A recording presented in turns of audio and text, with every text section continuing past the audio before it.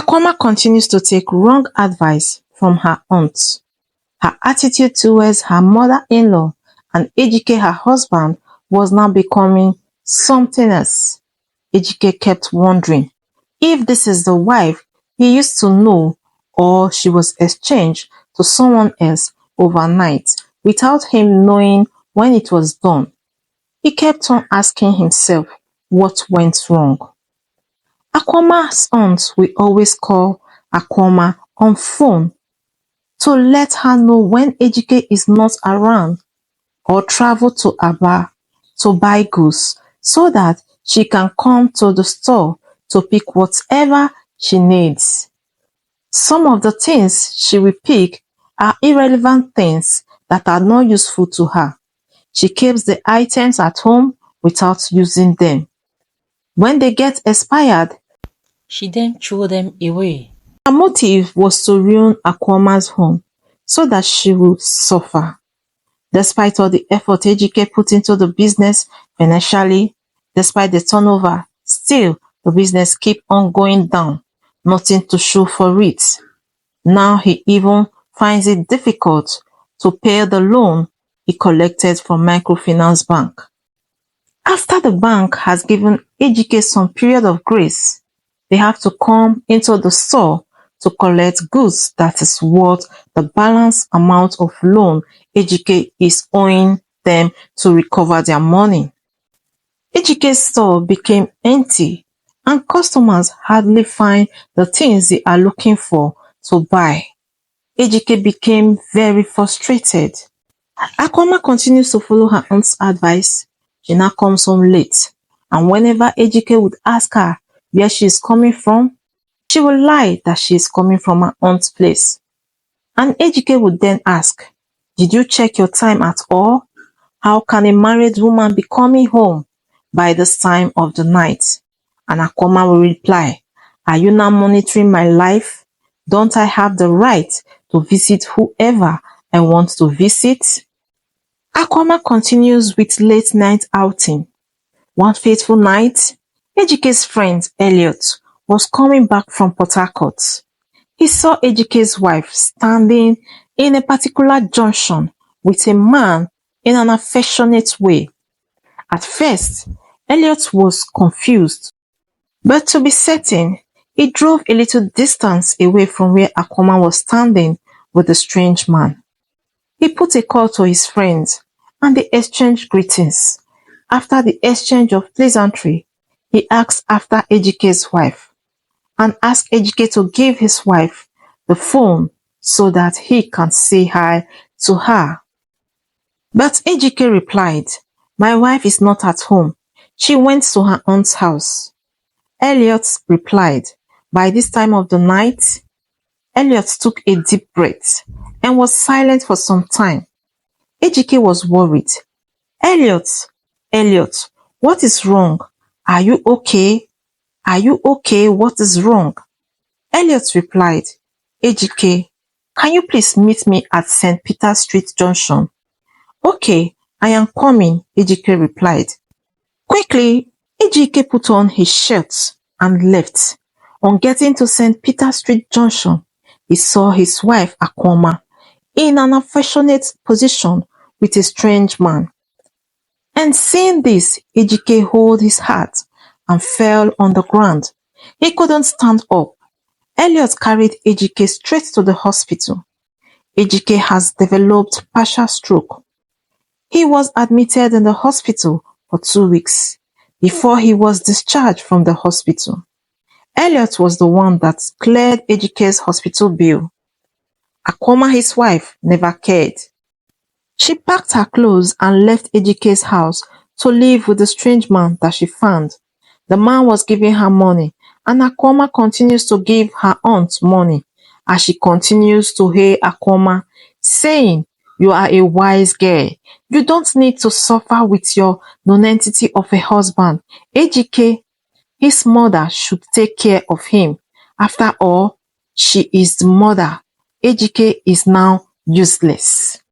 Akuoma continues staying with her newfound lover in a beautiful house until after 2 years, the strange lover's wife Utonwa returned from the United States of America with their 2 kids. Immediately Utonwa entered into the house, she asked her husband, "Who is this young lady?" He replied, "She is my house help." Then Utonwa said, "You never told me you hired any house help. Did I even tell you I need any house help? She should leave immediately." And so, Akuoma's strange lover sent her out of the house. Akuoma started crying. "Did you just call me your house help? After all we have together? So you have been deceiving me all this while?" Akuoma was thrown into the streets. She had nowhere to go other than her aunt's house. Akuoma got to her aunt's house, crying and frustrated. She narrated all that has happened. Her aunt's reply was, what do you want me to do? Serves you right. You have not seen anything yet. I promise myself that all your late mother did to me, you are going to pay for it. The only man that I ever loved and attracted to left me for your mother because he felt I am not good enough. I begged your mother with everything in me to please say no to him, but she said it's not in her hands. That Job himself said that he did not find me attractive anymore. That is your mother that he had found. Your mother stole the only man I loved, got married to him. Since then till today, no man has ever come to ask for my hand in marriage. Look at me now, already in my 60s. No man, no child of my own, no nothing. Akuoma, still crying, she shouted, "Auntie, so you have conceived all these grudges inside of you. Something that happened many years ago. Auntie, you deceived me. It was your advice I took. You destroyed my marriage. Auntie, you are wicked." Her aunt was happily laughing aloud. Ejike regained her health very fast with the help of Elliot after 3 months and relocated to join Elliot in Port Harcourt. He introduced Ejike to his business associates. In a little while, Ejike started making money. After 1 year, he bought a big plot of land in Onitsha and immediately he started building a big 4-bedroom duplex. Ejike always traveled every 2 weeks to Onitsha to monitor the building project. One day, as Ejike was traveling down to Onitsha, he parked by the roadside to buy a bottle of water and a bunch of banana from a hawker.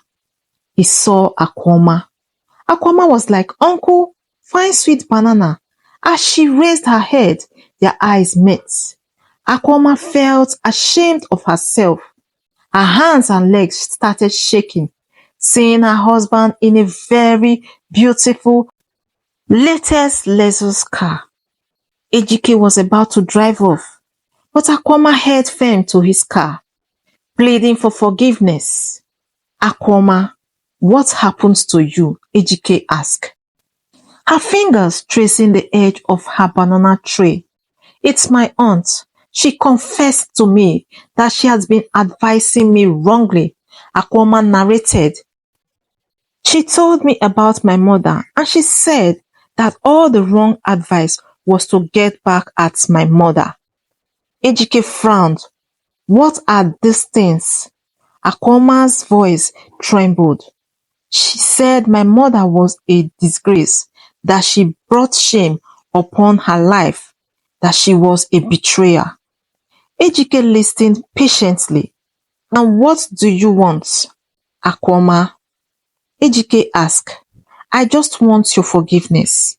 I know I don't deserve it, but please, I beg." When Ejike got home that evening, he said to his mother, "Mama, guess who I saw today?" "Who?" Ejike's mother asked. Ejike replied, "I saw Akuoma hawking banana along the expressway today." But that night, Ejike couldn't sleep. He felt pity for Akuoma because she was deceived by her aunt whom she trusted so much. On Monday morning, as Ejike was on his way back to Port Harcourt, he stopped by that same spot and saw Akuoma. He gave her some money to start up a business. Akuoma was surprised. She said, "I don't deserve this. Thank you so much." From that day, Akuoma stopped hawking. She rented a shop and started selling kitchen utensils.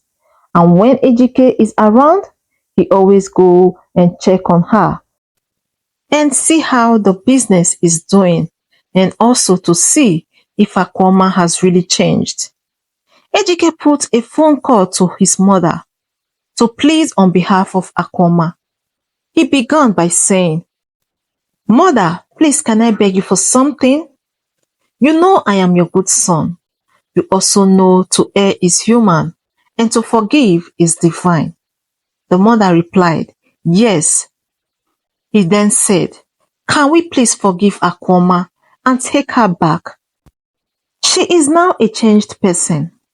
Ejike's mother hung the call on his son on hearing this because Akuoma hurt both she and her son so bad. But Ejike called back again and continued his pleading by saying she was deceived by her aunt. After enough pleading, Ejike's mother accepted. Ejike was relieved. He quickly traveled down to Onitsha to Akuoma's place. Akuoma was surprised to see Ejike because it's not up to 1 week he left the village. He normally comes every 2 weeks. He asked Akuoma to lock the shop, that he has a surprise for her. He took Akuoma to a very beautiful, complete 4-bedroom duplex, and he said, "This is our new home." And Ejike's mother came out from the duplex. Akuoma, on seeing her, quickly knelt down in tears. "Mama, I am so sorry for all I did to you. Please forgive me, Mama." They both embraced and lived happily ever after. Ejike and Akuoma embraced love and celebrated the strength of women who dared to be more dedicated to her husband and the well-being of her home. She became pregnant and gave birth to a baby boy. They all lived happily thereafter.